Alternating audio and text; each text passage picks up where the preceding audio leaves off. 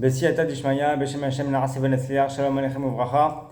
On se retrouve pour Parashat Kitetse, à la lumière du Chafetz Chaim, Rabbi Israël Meir Cohen, Zecher Tzadik Vekedosh Livracha. C'est ma paracha de conversion. C'est ma paracha de conversion. Ce Dvar Torah pour la Refoua Shlema et la longue vie sans douleur, surtout de Rosalie Souzi Bat Rachel. Aussi une Refoua Shlema et une longue vie en bonne santé pour Yitro Ben Shlomo. Et aussi une Refoua Shlema pour après l'opération des yeux de Esther Rachel Bat Léa. Puis Zivug Hagoun pour tous les étudiants de la Yeshiva Yeshuot Yosef, Bezrat Hashem. Et qu'est-ce que je voulais aussi? Ah oui, ce Dvar Torah sera surtout dédié à la Refoua Shlema et au grand renforcement en Torah et en piété, mais surtout pour ceux-là qui sont en bonne santé pour pouvoir appliquer les mitzvot, de Michael, Samuel, Shlomo, Ben, Betty, Julie, Journo. Voilà. On pense très fort à lui. C'est un juif, un frère juif qui a la quarantaine, je crois, ou la cinquantaine, qui vit en Tunisie et qui est très, très, très, très, très malade, dans un état grave et critique, qui souffre énormément tous les jours. D'ailleurs, il me fait penser, vous allez me dire, ça, on ne peut pas comparer, mais il me fait penser à Iov, à la vache à l'homme, parce que cette personne souffre terriblement et ils se sont aussi terriblement seuls, je pense. Donc, ce serait, voilà, je dédie vraiment ce Dvar Torah pour sa Refoua Shlema et c'est Traskout Torah et en piété, etc. Et donc, pour ceux-là qui sont en bonne santé, jusqu'à 120 ans, Bezrat Hashem, au moins 120 ans. C'est bien 120 ans, mais tout le monde ne veut pas jusqu'à 120 ans, mais en tout cas, voilà, c'est très important, ça me tenait vraiment à cœur. Ça fait un moment qu'il m'avait donné ce nom pour que je prie pour lui ou que j'étudie pour lui. Bah voilà, il aura carrément le droit à un Dvar Torah en ligne, donc pour sa Refoua Shlema. Donc on commence. Parashat Kitetse. Kitetse la milchama aloivecha. Quand tu partiras en guerre contre tes ennemis. Nous dit le Chafetz Chaim. L'ennemi le plus grand et le plus dangereux, c'est le mauvais penchant, le Yetzer Hara, qui doit être combattu sans cesse, conformément à la recommandation des sages dans Berachot 5a. Il faut toujours exciter le bon penchant contre le mauvais penchant, afin de surmonter la tentation. On peut illustrer cette idée par la parabole suivante. Quand un associé apprend que son partenaire a volé et dépensé de l'argent commun, il lui adresse de vivres montrances pour qu'il ne recommence plus. Parfois, le voleur se montre rusé, il se présente comme un associé loyal, se souciant uniquement des intérêts de l'association, tout en attendant la première occasion pour escroquer son partenaire qui, de ce fait, doit redoubler de vigilance. De même, le mauvais penchant cherche essentiellement à nous éloigner de la Torah, et l'homme intelligent doit savoir le combattre sans cesse. Même si cette lutte ne permet pas de réparer les fautes passées, elle sert à en éviter d'autres à l'avenir. Parfois, le mauvais penchant nous incite à accomplir un commandement pour montrer qu'il recherche notre bien, afin de détourner nos soupçons et endormir notre vigilance, car il vise, en réalité, à nous amener à commettre une faute très grave. C'est pourquoi le meilleur conseil qui nous a été donné, c'est d'exciter le bon penchant contre le mauvais penchant et d'apprendre la Torah qui nous aide à sortir victorieux de ce combat intérieur. En effet, selon le Midrash Rabbah dans Parashat Nasso, le Saint béni soit-il écarte le mauvais penchant de celui qui peine dans l'étude de la Torah. Si cela ne suffit pas, il est recommandé d'accepter de nouveau le joug de la royauté céleste en récitant le schéma. Si on craint Dieu, on n'a rien à craindre du mauvais penchant. Si on l'a vaincu ainsi, tant mieux, sinon il faut penser au jour de la mort, au jour où l'on devra rendre des comptes pour chaque action. Cette pensée devrait suffire à écarter tous les défauts, comme l'orgueil et la flagornerie. Je ne sais pas ce que c'est la flagornerie, c'est pas grave. L'orgueil, en tout cas, c'est ça on sait tout ce que c'est. Donc, petit commentaire de Maasei Lameler. Le 9 av 1914, le Chafetz Chaim déclara à de jeunes conscrits venus le saluer avant leur départ au front. Lorsque vous serez dans la détresse, récitez le schéma sans interruption et cela vous protégera. En effet, la Torah affirme les sages, assure une protection à ceux qui l'étudient. Le schéma est un passage de la Torah connu de chaque juif qui, en temps de malheur, le dit avec la plus grande ferveur. Existe-t-il un moyen de protection plus efficace? Les deux dernières lettres du nom Israël, qui signifie chaque juif, forment le nom de Dieu. Elles font allusion à la part qui lui a été attribuée par le ciel. Il faut veiller à préserver ce potentiel spirituel, à ne pas le noyer dans la boue de la matérialité, pour ne pas transgresser l'interdit. Tu ne porteras pas le nom de Dieu en vain. C'est intéressant. Je vais juste finir ma la Meller et je vais ajouter mon grain de sel que vous détestez tous. Une autre année, il se trouva le 9 Av dans une ville importante. Lorsqu'il arriva à la synagogue, donc le Chafetz Chaim, lorsqu'il arriva à la synagogue, toutes les places étaient déjà occupées. L'un des fidèles de sa connaissance lui aménagea un siège en apportant du dehors des briques sur lesquelles il étendit une couverture. Mais à sa grande surprise, le Chafetz Chaim refusa de s'asseoir en murmurant: ce n'est pas bien de prendre tout ce qui nous vient sous la main à l'insu du propriétaire. C'est hyper intéressant. Avant de rajouter mon grain de sel habituel, ça c'est une leçon. Regardez comment le Chafetz Chaim, il a renoncé à son kavod, renoncé à s'asseoir et à son kavod qu'on lui faisait de lui apporter une chaise, etc.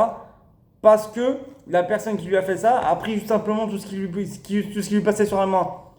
Oh, une chaise là ici en plastique, tiens ici un truc avec un petit coussin, un truc, quoi. Enfin peu importe, il lui a aménagé un coin pour s'asseoir et il a pioché un peu dans tout ce qu'il voyait.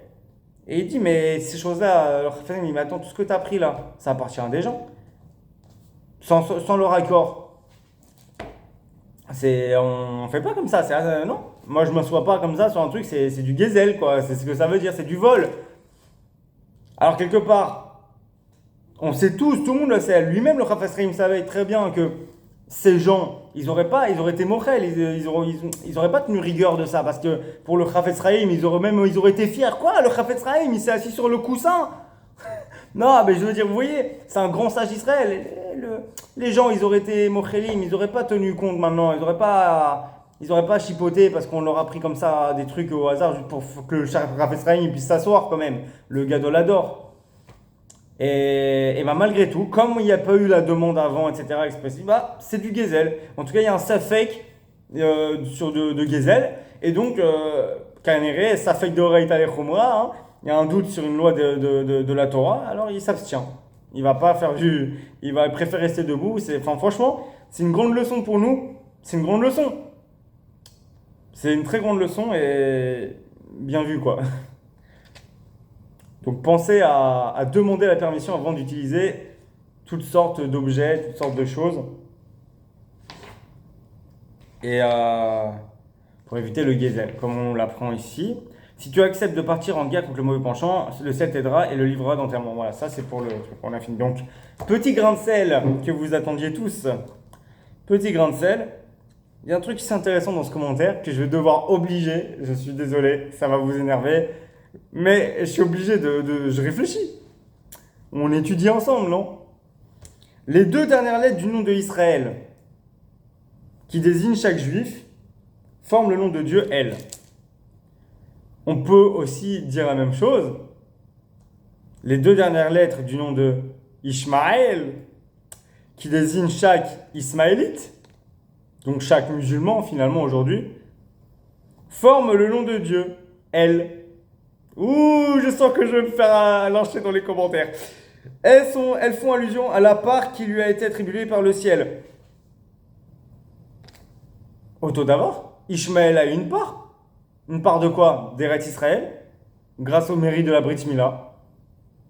Une part aussi attribuée par le ciel. Une part qui est quoi? Comme le dit le Maharsha, Kol Tfila. Ishmaël a été zoché de Kol Tfila, la voix de la prière.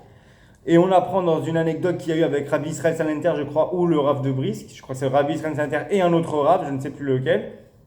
Histoire très connue, et je vous cite des rabbins de Yeshivot qui ont confirmé cette histoire, c'est connu, qui ont reconnu que la Shrina était devant les musulmans qui prient et que du coup il est interdit de passer devant un musulman qui prie, comme il est interdit de passer devant un juif qui fait sa Hamida, parce qu'il y a la Shrina devant. C'est pas moi qui l'invente, c'est une histoire très connue de grands sages ashkénazes, ce qui est marrant parce que c'est des ashkénazes, c'est ceux qui sont le plus loin des musulmans ou de l'islam, et pourtant apparemment ils disent des choses beaucoup plus positives que certains séfarades. C'est le monde à l'envers. Donc elles font allusion à la part qui lui a été attribuée par le ciel. Donc oui. Il faut veiller à préserver ce potentiel spirituel et à ne pas le noyer dans la boue de la matérialité pour ne pas transgresser l'interdit. Tu ne porteras pas le nom de Dieu en vain. Du coup, les Ismaélites, Ishmaël, aussi doivent préserver ce potentiel spirituel qu'ils ont par Kol Tfila, que le Maharsha dit qu'ils ont Kol Tfila. Donc, et c'est confirmé par d'autres sages ashkénazes récents, avant l'État d'Israël, 1900 quelque chose, le Rabbi Israël Salanter par là, cette époque-là, donc qu'ils ont la shrina quand ils prient, les musulmans quand ils prient, ils se prosternent, il y a la shrina devant eux, comme il y a la shrina devant un juif qui fait la Hamida, c'est pas moi qui le dis encore une fois tout ça, c'est des sages, des gdolim. Donc, ils doivent préserver ce potentiel spirituel de Kol Tfila, de la prière, que Dieu les écoute, et ne pas se noyer dans la boue de la matérialité. Donc on sait par exemple que les Ismaélites, ça va être raciste ce que je dis pour les musulmans qui pourraient écouter ça hors contexte, mais on sait que les Ismaélites ont une netiya, une tendance au vol, par exemple. Et bon, la plupart des racistes vont dire ouais les Arabes sont des voleurs. Bon ça c'est. Mais c'est vrai que dans la Bible, on peut comprendre on apprend dans les textes que oui, chaque nation a sa tendance, et les Ismaélites ont une tendance au vol. Et historiquement, enfin surtout aujourd'hui, ça s'est confirmé que malheureusement, beaucoup d'Ismaélites sont malheureusement des voleurs. Et donc ils doivent, eux aussi, parce qu'ils ont Yishmaël, Israël, ils ont cette part que Dieu leur donne, une part du ciel, qui est pour eux Kol Tfila, ils ont ce potentiel de spiritualité dans la prière, ils ont ce potentiel de Tfila, que Dieu les écoute, que la Shrina peut être devant eux quand ils prient, mais à condition, attention, qu'ils ne se noient pas dans la boue de la matérialité, qu'ils ne se noient pas dans leur violence, dans leur barbarie, dans le vol, dans ce qui fait d'eux finalement plus des animaux que des hommes. Ce qui fait de plus des pérés Adam que des Adam. Qui sont appelés Adam aussi, attention, ça aussi c'est un signe énorme. Ils sont appelés Adam. Péré Adam, mais Adam. Et donc c'est à eux aussi de jouer. Est-ce qu'ils vont plus dans le côté Adam? Ils ont ce Adam en eux pour être Adam. Ou est-ce qu'ils ont Péré? Alors ils vont dire oui mais regarde c'est marqué Péré Adam, pas Adam Péré. Donc ils sont d'abord Péré. Et ça c'est parce qu'ils se laissent aller à la bout de la matérialité. Mais s'ils ont ce potentiel spirituel Adam et ils ont elle, donc ils ont... Voilà. Et ne pas transgresser l'interdit, tu ne porteras pas le nom de Dieu en vain. Bien sûr, les Ismaélites ne sont pas astreints aux 613 mitzvot, donc quelque part, n'ont pas l'interdit de ne pas porter le nom de Dieu en vain, mais d'un côté, ils ont les 7 lois de Noé, et dans les Sheva Mitzvot Bli Noah, il y a interdiction de blasphémer. Or, si eux, musulmans, Ishmaël, se revendiquent du nom de El, de Allah, et qui font un mauvais comportement, ils donnent une mauvaise image de Dieu, ce qui fait que d'ailleurs, il y a des chrétiens qui insultent Allah, parce qu'ils disent, si votre Dieu il dit de tuer, donc votre Dieu c'est de la, voilà, alors que Dieu, Allah c'est El, Ishmaël, c'est Ismaïl, il a Dieu. Donc je veux dire, ils ont le nom, ils portent le nom de Dieu en eux aussi, et ils portent le nom de Dieu. Donc, et ils se revendiquent du nom de Dieu en plus. Donc, si par leur mauvais comportement, ils se laissent aller dans la boue de la matérialité et ils font que transgresser leur Sheva Mitzvot noirs d'ailleurs, et qui font n'importe quoi, alors aussi ils portent entre guillemets le nom de Dieu en vain. C'est-à-dire que vous avez le nom de Dieu, vous vous revendiquez au nom de Dieu. Mais comportez-vous comme tel.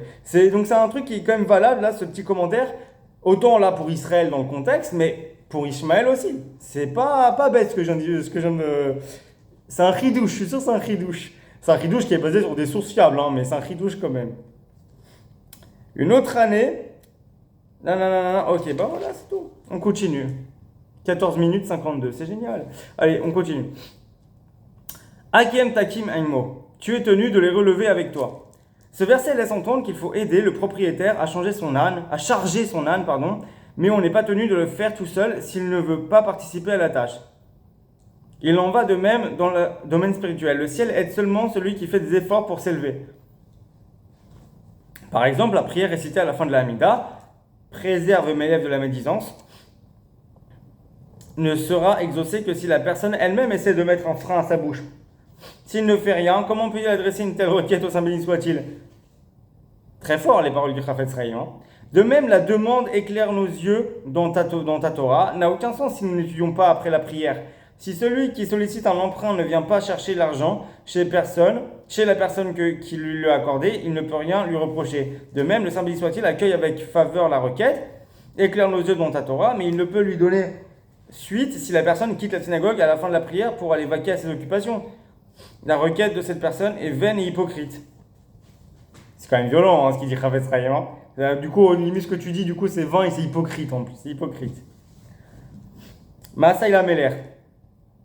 Rabbi Meir disait, diminue tes occupations et occupe-toi de la Torah. Si tu as négligé la Torah, tu auras de nombreuses négligences devant toi. Et si tu as peiné sur la Torah, il a, lui, une grande récompense à te donner.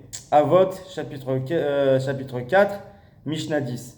Apparemment, quelle est cette grande récompense? L'intéressé recevra-t-il plus que ce qu'il mérite? Et quel est le sens de l'expression tu auras de nombreuses négligences devant toi? La réponse est la suivante. C'est surtout pour apprendre la Torah que nous sommes venus au monde. Puisque nous sommes obligés d'interrompre l'étude pour subvenir à nos besoins, nous ne serons pas punis pour le temps consacré aux occupations professionnelles si nous étudions durant les heures de loisirs. C'est le sens de l'enseignement de Rabbi Meir. Diminue tes occupations afin d'avoir plus de temps pour étudier. Si tu perds ton temps à des futilités, tu seras puni aussi pour avoir interrompu ton étude pendant que tu vaquais à tes occupations. En revanche, si tu as peiné dans l'étude, tu seras récompensé aussi pour le temps consacré à ta subsistance, car celui qui voulait accomplir une mitzvah et qui en a été empêché a autant de mérite que s'il l'avait réellement accompli. C'est intéressant parce que le Chafetz Chaim, il dit ailleurs, je crois que je l'avais déjà peut-être dans un autre Dvar Torah, il avait dit que quelque part, l'étude de la Torah, l'obligation de l'étude de la Torah, en fait, c'est pas l'obligation de prendre un livre, de sortir la Gemara. L'obligation d'étudier la Torah, en fait, c'est l'obligation de parler de Torah. De dire des mots, de parler de Torah, c'est ça en fait l'obligation des Horaïta. Et Chafetz Chaim, il dit que justement, on peut se rendre quitte de l'étude de Torah quotidienne des Horaïta en récitant le Shema Israël matin et soir. Bien sûr, avec la kavana de parler de Torah, pas je me bâcle et je fais n'importe quoi, je pense à quand je vais jouer au foot tout à l'heure et je fais mon schéma comme ça. Non, prenez le temps de faire Shema Israël déjà pour rendre quitte de la lecture du schéma, mais aussi vous pensez à rendre quitte du fait de parler de Torah, de l'étude de Torah en soi. Le Chafetz Chaim dit que ça rend quitte. Un juif qui fait ça, il est quitte et il a le Olam Haba, il a étudié tous les jours. Mais son paradis, il est comme ça, quoi. Son étude de Torah, elle vaut ça. Même pas ça, en fait. Elle vaut... voilà, quoi. Elle vaut rien, en fait. Mais je peux pas dire rien parce qu'il est quitte. Mais il est quitte, quoi.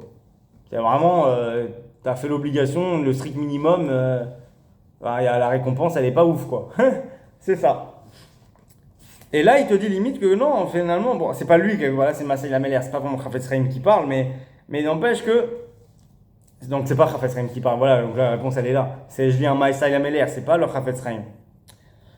Mais les enseignements qui sont rapportés là tendent à dire que finalement, non, t'as pas le droit d'avoir des loisirs en fait. Tu travailles pour la parnassa et après t'étudies. Oh mais je veux jouer à l'ordi, non t'étudies. Oh mais je veux regarder un dessin animé. Bah ouais, parce que comme on est des juifs religieux et on veut regarder que des trucs cachers, alors on n'a pas le temps, on a obligé de regarder les barbes à papa. Et Marsupilami dans l'école. Bon bref, c'est une blague, hein, mais c'est une blague. Mais ce que je veux dire, c'est que voilà, oh mais je veux regarder, je sais pas moi, je veux regarder des vidéos marrantes de Torah Box. Les vidéos marrantes de Torah Box, je sais pas si c'est pas considéré comme des études de Torah. Hein. L'étude de Torah, c'est des vidéos, c'est des cours de Torah Box, même la paracha en une minute, mais c'est des cours, c'est pas un truc de loisir. Hein. C'est pas parce que c'est Torah Box que ça y est, j'ai étudié. Hein. Avec un truc de loisir de Torah Box. C'est pas comme ça que ça marche. Donc je vais regarder une vidéo de loisir de Torah Box là. Non, non, tu dois étudier. Alors va sur Torah Box, va écouter un cours. C'est-à-dire, on n'a pas le choix, il n'y a pas de loisir en fait. Mais je veux jouer au foot avec mes copains. Alors là, ils vont dire, ah, mais si c'est juste pour t'amuser, non, tu étudies la Torah. Et on va te dire, ah, mais si c'est pour faire une mitzvah de Horaïta, de Unishmartem et Onilafshotechem, mais que si tu dois avoir une condition physique, tu veux entretenir ton corps physiquement pour qu'il soit en bonne santé et que réguler ton taux de graisse, etc., pour que tu sois pas en mauvaise santé. Ah, alors là, oui, tu peux parce que c'est une mitzvah, parce qu'à ce moment-là, oui, c'est ton sport quotidien pour être en bonne santé. Là, oui, si tu as la kavana, que c'est pour faire une mitzvah d'oraïta, d'entretenir ta santé. Mais si c'est pour le kiff de voir tes potes et de jouer au foot et tout, parce que tu as envie t'as envie de t'éclater, quoi. Apparemment, d'après ça, bah, on n'a pas le droit. Genre, il faut étudier. C'est que pour ça que tu es là, frère, t'étudies. Et le seul moment où tu t'étudies pas, c'est soit pour dormir, soit pour manger, soit pour. Et encore, il y en a, ils mangent en même temps. Mais bon, soit pour dormir, soit pour manger, soit pour travailler pour justement pouvoir acheter de quoi manger. Bon, c'est dur. Bon, tu me dirais, c'est la vie d'Yeshiva, c'est pas plus mal. Et la vie d'Avraire aussi, mais bon. Même les Avrechim, même les Bachurim, ils ont des moments de pause, quoi. Des moments voilà, quoi. De profiter un peu de la vie, quoi. Dieu nous a dit, quand il a créé l'homme, il lui a dit profite des jardins. Hein. Il lui a pas dit tape-toi la tête contre un arbre et profite du jardin. Balade-toi, cours, gambade, saute, vole. Enfin, vole, pas voler. Hein. De toute façon, il n'y avait pas de vol à l'époque. Hein. Monte sur les dinosaures, fais-toi kiffer. Non, mais fais-toi kiffer. Non, mais voilà, ce que je veux dire, c'est fais-toi kiffer. C'est pas prends-toi la tête, casse-toi la. Bah après, on dit, oui, mais ça c'est avant la faute, maintenant qu'il y a la faute, alors oui, alors maintenant tu dois partir de ton fond et tu vas souffrir, ça y est, le monde t'en profite plus et tu te prends que sur la tête. Bon, chacun sa chita, hein, j'ai envie de vous dire, hein, chacun sa chita. Mais, en tout cas, ce qu'il faut comprendre de ça, c'est que c'est qu'il y a un strict minimum, être quitte Birla la Mitzvah, on peut l'être avec les deux kriyat Shema, de lecture du Shema le matin et soir, en ayant la kavana, l'intention de se sortir de cette mitzvah, de parler, d'étudier la Torah, mais récompense zéro, quoi. Comme dit Rav Esraim d'ailleurs, personne n'a envie de se retrouver au Gan Eden avec eux. Ils sont au Gan Eden, mais personne ne veut être avec eux. Les gens, c'est quoi ce Gan Eden? Rien du tout. Et donc ça veut dire qu'on peut se contenter du minimum. Et ce qu'on fait de plus, c'est du bonus, c'est bien, tant mieux. Bénéf. Voilà, celui qui bosse plus, il gagne plus. Le travail, c'est de l'argent. Non, mais bref, toute étude de Torah amène un salaire au Lamaba. Donc plus t'en rajoutes, plus Torah. Voilà, dites-vous comme ça. Je pense que c'est comme ça que je le comprends. Voilà, si tu veux étudier toute la journée comme un malade mental, eh ben, tu auras un salaire de malade mental. Et si tu étudies la moitié de ta journée ou tu étudies le maximum, mais de temps en temps, tu n'y arrives pas, tu pètes les plombs, tu as besoin de jouer à FIFA sur la PlayStation, et joue à FIFA sur la PlayStation. Il n'y a aucun issour de jouer à FIFA sur la PlayStation. D'ailleurs, il n'y a même pas de femmes, il n'y a rien là-bas. C'est que des joueurs de foot, tu joues au foot. Il n'y a aucun issour là. Vous pouvez y aller, vous pouvez jouer à FIFA. Mais étudie la Torah, joue à FIFA 1 heure dans la journée pour t'aérer l'esprit et le reste étudie. Je vous dis ça, mais moi, quand je suis en vacances, si je travaille pas, si j'ai du temps libre, je vous avoue que je suis pas tout le temps à étudier la Torah. J'étudie la Torah tous les jours. J'ai l'Ikboa et la Torah, définir des temps pour la Torah. Ça, j'ai défini tous les jours, j'étudie un minimum. Mais le reste du temps, si j'ai après 1 ou 2 heures ou 3 heures de libre, je vous promets pas que j'étudie la Torah. Hein. Je peux parler Torah. Ça dépend. Si je suis au téléphone avec quelqu'un, des fois je parle Torah à ce moment-là. Je parle Torah. Mais des fois, je suis tout seul comme ça, j'ai rien à faire. Bah, et ça m'arrive de jouer à un petit jeu vidéo comme FIFA, de regarder une vidéo de culture, de documentaire, un truc qui me plaît. Hein. Regarder une vidéo de culture générale, etc. Des choses sur l'histoire, ou sur les religions, etc. Moi, voilà, j'aime bien. Ou d'apprendre une nouvelle langue, apprendre l'arabe notamment. Et bon, voilà, c'est des passe-temps, voilà. Bon, on continue parce que tout ce blabla, 24 minutes 30, on n'a pas fini. Hein. C'est pas très long, hein, mais à chaque fois c'est long à cause de moi. Enfin, pas toujours, mais là, oui. Velo yerevecha ervat davar veshav me'acharecha. Il ne doit pas voir chez toi quoi que ce soit de choquant, car il se retirait de toi. Le verset, donc nous dit le Chafetz Chaim Akadosh, le verset parle de la sainteté du camp. La pudeur est d'une extrême importance, car en cas de manquement à cette obligation, Le Saint béni soit-il menace de se retirer de nous, de se retirer et de nous priver de son aide providentielle. Donc, petit encore commentaire Marcel Amélière, note du compilateur. Notre génération est hélas terriblement défaillante dans ce domaine. Aujourd'hui, les jeunes manquent totalement de pudeur et sont d'une indécence insolente. Ils se promènent dans la rue en se dévêtant de toute retenue et se comportent comme des animaux. Grâce à la pudeur, Rachel aléa Shalom, eut dans sa postérité le roi Shaoul, qui, pour la même raison, compta la reine Esther parmi ses descendants. Megillah 13b.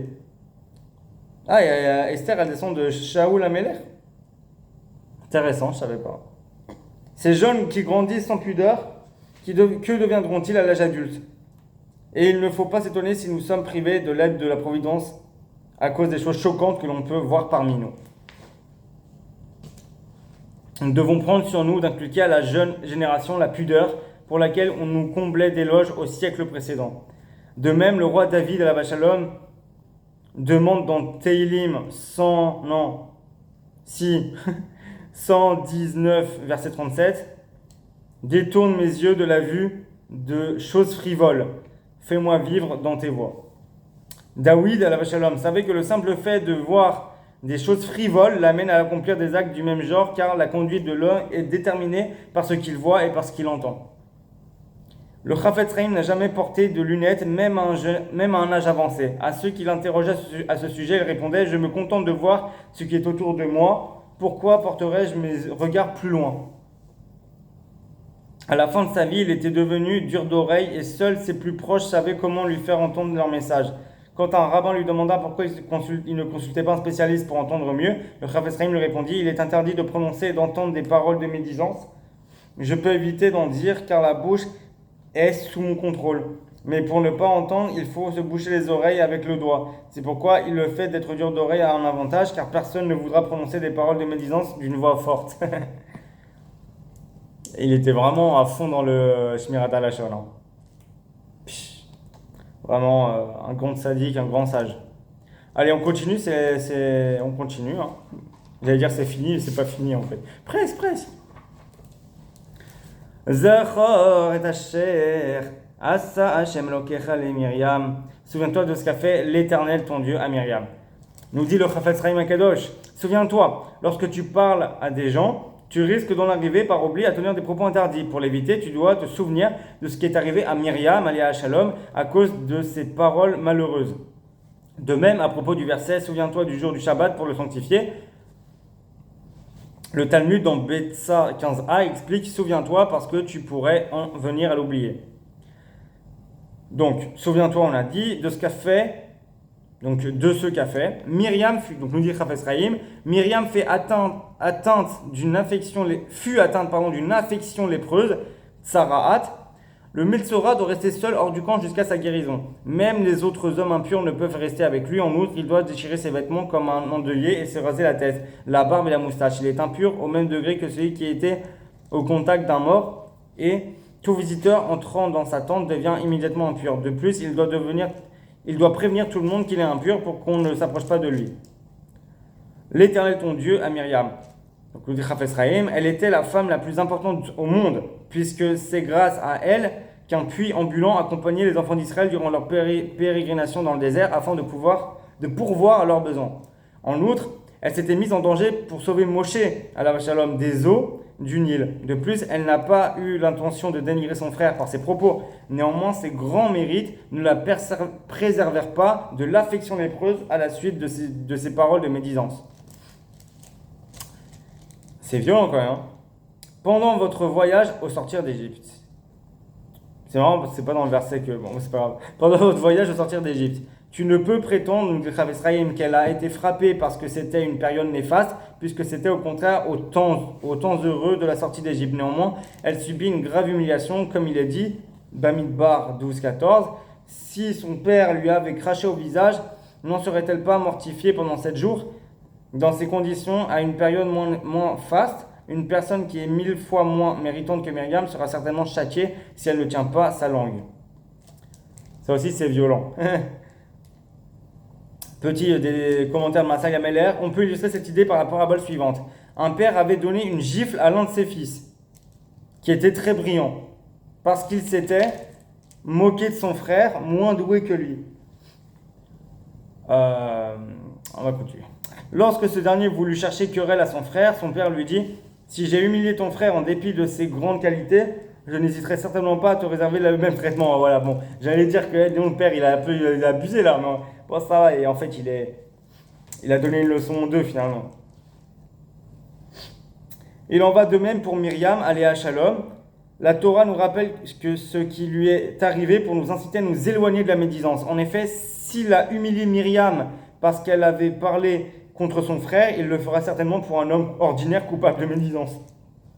C'est vrai que si pour Myriam Anevia, aléa Shalom, prophétesse du peuple d'Israël, elle a subi ce qu'elle a subi pour du lashon hara, pour de la médisance, et bah, franchement, nous on devrait avoir peur hein, du châtiment.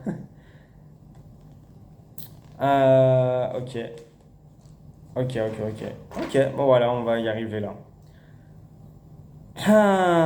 Kitache bracha mashat meuma lo tavo el beito la'avot avoto. Si tu as fait à ton prochain un prêt quelconque, tu n'entres pas chez lui pour te nantir de son gage. Nous dit le Chafetz Chaim. Pourquoi la Torah parle-t-elle d'un prêt quelconque? Pourtant, l'interdiction de s'introduire chez le débiteur pour prendre un gage s'applique aussi dans le cas d'un prêt important. On peut répondre à cette question d'après le commentaire de Rashi dans Parashat Mishpatim, qui, à propos de la restitution de l'oreiller à l'emprunteur, rapporte cette déclaration du Saint béni soit-il au créancier: combien m'es-tu redevable? Car ton âme monte au ciel chaque nuit pour rendre des comptes et je te la rends malgré toutes ses dettes morales. Par conséquent, rends-toi aussi le gage à ton débiteur. Or, Rambam, Rabbi Moshe ben Maïmonide, Zecher Tzadik Bekedosh Livracha, dans Ilchot Deot 7.7, chapitre 7, je sais pas, Halacha 7, écrit à propos de la vengeance et de la rancune: l'homme doit se montrer conciliant, car pour ceux en mesure de comprendre, cela ne vaut pas la peine de se venger pour une chose matérielle qui n'a aucune importance. D'où le commandement de la Torah: tu ne te vengeras point, tu ne garderas pas rancune envers les fils de ton peuple. Dès lors, on comprend qu'en employant l'expression un prêt quelconque, la Torah veut dire même tes prêts les plus importants sont insignifiants par rapport à tes dettes envers le Créateur, car le monde entier est vanité des vanités. Néanmoins, il a pitié de toi. Fais-en autant à l'égard de ton débiteur et n'entre pas chez lui pour mentir de son gage. En d'autres termes, on est tellement des nulos, des craignos, des débilos, des nachos, non, on est tellement des churros aussi. Non, mais on est tellement des nuls, des riens, des vers de terre, quoi, des riens, par rapport à Dieu et à toutes les bontés qu'ils nous ont fait. D'ailleurs, le Chovot Halevavot, là, en ce moment, je suis en train de dévorer le Chovot Halevavot. Vraiment, genre, c'est un sandwich le truc, je l'ai mangé, quoi. Ah ouais, là, vraiment, le Chovot Halevavot, c'est un kiff. Franchement, si vous l'avez pas lu, vous avez raté votre vie. Hein. C'est profond, c'est génial. Et là-bas, il en parle de ça, justement les bontés d'Hachem et comment on doit aller. On se rend pas compte, quoi. Mais en fait, en une vie entière, on n'aura jamais remboursé tout ce qu'il nous a fait. Impossible. Impossible. Tu peux pas. On mérite la mort et il nous tue pas. On mérite ceci, cela et il nous le fait pas. Il est miséricordieux, il est patient et il est bon, il est bienfaisant, il est bienveillant et protecteur. Tout. Et guérisseur et sauveur et tout ce que vous voulez. Et alors qu'on est tous les jours en train de pécher et de fauter, on est tous les jours en train de prendre un verset de la Torah, de le mâcher, de le vomir et de l'écraser avec le pied. C'est ce qu'on fait tous les jours, tous. Même les rabbins, ils font ça. Tous. Il y a forcément une avéra de Horaïta qu'on a tous transgressé un jour. Tous, même des rabbins. Et j'en connais. Donc voilà. Donc on va tous aller en enfer, ça va être génial. Hein. On se reverra tous en enfer. Vous savez que le Rav Ron Moshe Shaya, hein, vous connaissez tous le Rav Shaya, il nous avait dit, j'ai entendu de sa bouche, hein, il a dit dans un cours, même dans un cours qui doit être publié, donc de toute façon, voilà. Lui-même, il avait dit qu'on ira tous en enfer. Il faut être objectif, quoi. Lui comme nous, et comme tout le monde, même les rabbins, on ira tous en enfer. Pourquoi? Parce que notre génération, elle est tellement râlée pas crête. Et justement, que même les rabbins, ils font des bêtises, et ils se trompent, et ils blessent des gens, et... Bon, bref, il dit, on ira tous en enfer. C'est inévitable, on va y passer, on va faire un petit stage, petit tunnel, vite fait, histoire de se décrasser, et après on ira au Gan Eden, Bezrat Hashem. Mais on va tous faire un petit tour de décrassage de l'âme. Ça, c'est... Apparemment, on n'y échappera pas. Et donc, c'est pas une raison, ah, bah, en faire pour en faire, alors autant en faire, allez, bamboula. Non, non, non, non, non, non, non, non, parce que sinon, c'est pas juste un petit décrassage, ça va être le Karcher bien. Shemishmor, lo aleinu, lo alechem. Franchement, la vérité, le mieux, c'est de faire tchouva, se renforcer en Torah, faire le moins de péché possible. Hein. Et puis bon, dites-vous aussi à un moment, c'est vrai, c'est normal que, franchement, on est un roi humain. Un roi humain. Il fait des lois. Il y a des gens effrontément, ils transgressent les lois. Il y en a par ignorance, ils transgressent les lois. Mais nul n'est censé ignorer la loi. Hein. Mais voilà, il y en a, ils savent pas qu'ils veulent transgresser la loi, mais c'est que c'est trop dur pour eux, ça leur prend la tête, ils en ont marre, alors ils le font. Mais un roi humain, il les envoie tous en prison et il en exécute certains. Il n'y en a pas un qui réchappe. Ne serait-ce qu'au coup de fouet. Et devant le roi des rois, le seigneur des seigneurs, le maître de la terre, de l'univers, celui qui tient notre âme dans un... Comme ça, il fait une petite pichenette et on crève. Lui, devant lui, on s'en fout de faire des péchés et de transgresser. Et tous les jours comme ça, obstinément. Eh, on est encore en vie, on n'a pas les coups de fouet, on n'est pas en prison, on est entier. Franchement, on peut pas dire... franchement, c'est normal qu'à la fin on passe un petit stage en enfer histoire de se décrasser l'âme. Sinon, on finit comme Iov. À la vache shalom, hein. Toute la vie, on est dans la. Voilà, on souffre bien, on est handicapé à vie, on souffre et on pleure et même et même des morphines, ça te fait plus rien tellement t'as mal. Mais. Et après, t'es sûr d'aller au paradis. Là, c'est clair que l'enfer, tu l'auras pas parce que tu l'as eu sur terre. Il y a aussi dans le Talmud dit que celui qui a une femme méchante, c'est aussi l'enfer sur terre. Alors c'est bien qu'il la garde, comme ça il est sûr d'aller au paradis, parce que l'enfer sur terre, il l'aurait eu à cause de sa femme qui était méchante.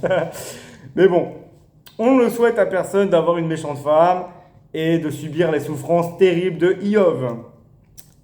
Mais, voilà, il faut se préparer au monde futur pour souffrir le moins possible et avoir la meilleure récompense possible. De toute façon, récompense, on aura tous. Il y a forcément un juif un juif lambda, même religieux, surtout les rabbins, ils ont énormément de bagages en soute de mitzvot et voilà, obligés.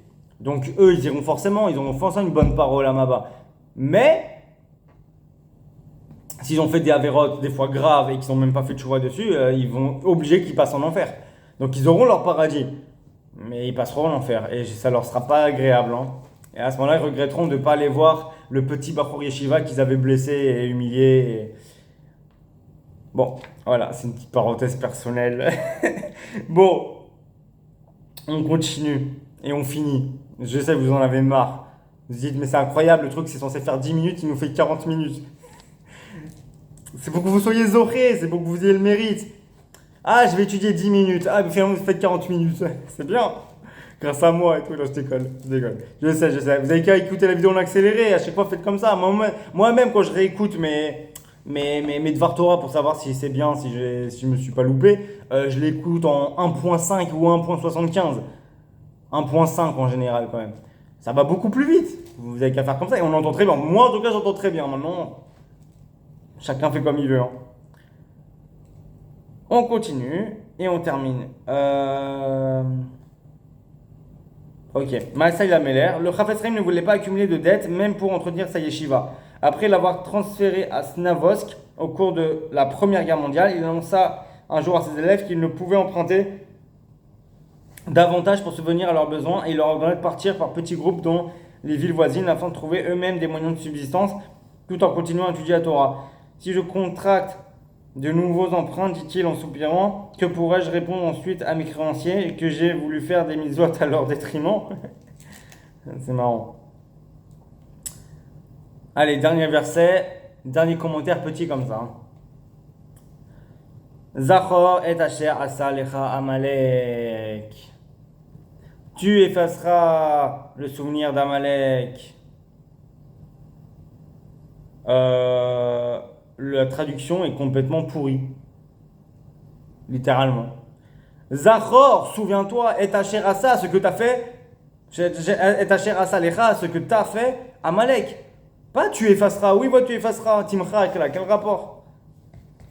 Je sais pas qui a fait la traduction, j'ai pas envie de savoir, après je vais faire du Lachon Hara. Ouais, j'ai trop tard. Ouvrage rédigé par, je ne le dirai pas. Traduction faite avec les pieds, vraiment. Sur ce verset, je parle pas des autres, mais en ce verset, je sais pas, c'était après Pourim, il a dû boire. Je sais pas. Je sais pas. La traduction, il a vu un mot qui n'existe pas. Heureusement que je lis le verset en hébreu. Punaise. Zachor et asher asa lecha Amalek. Souviens-toi de ce que t'as fait Amalek. Nous dit le Chafetz. Donc un jour le Chafetz Chaim dit au directeur d'une célèbre yeshiva de Pologne: j'ai entendu que vous donniez 2 cours par jour et que c'est très dur pour vous. Cependant, la guerre contre Amalek se rapproche et on doit redoubler de force et de courage afin de tenir bon au moment voulu. C'est pourquoi je vous conseille de manger chaque jour un morceau de viande et de bœuf. Un morceau de viande de bœuf. Un morceau de viande et de bœuf. Je dis un morceau de viande de bœuf. C'est la fatigue. Voilà, c'est fini. Super. Bon, conclusion de tout ça. Conclusion de tout ça. Il faut manger de la viande de bœuf. Non. Conclusion de tout ça. Se renforcer en Torah. En étude de Torah. Profitez de nos temps libres pour faire des choses cachères. Attention, pas jouer à GTA 5, s'il vous plaît. Pour faire des loisirs cachers. Et de temps en temps, quand on peut, et s'améliorer pour retirer du temps de loisirs pour augmenter le temps d'étude de Torah. Deuxième chose, être un porteur du nom de Dieu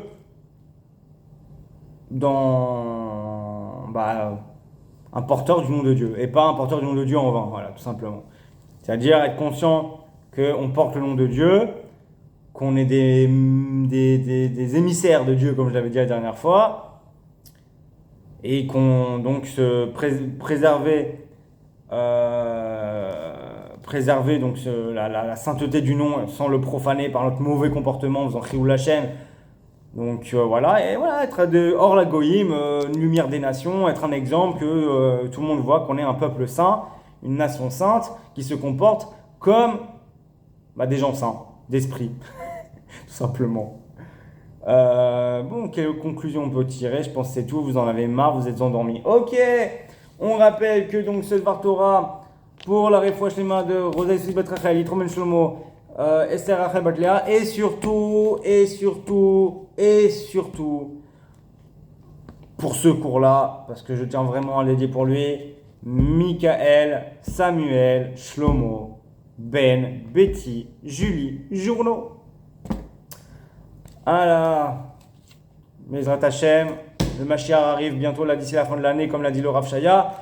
Et il y aura Triat Ametchim, et on sera tous réunis pour servir à Kadosh Baruch Hu au 3e temple, avec les nations qui voudront nous servir dans le service du temple. Baruch Adonai L'Olam, Amen, Amen.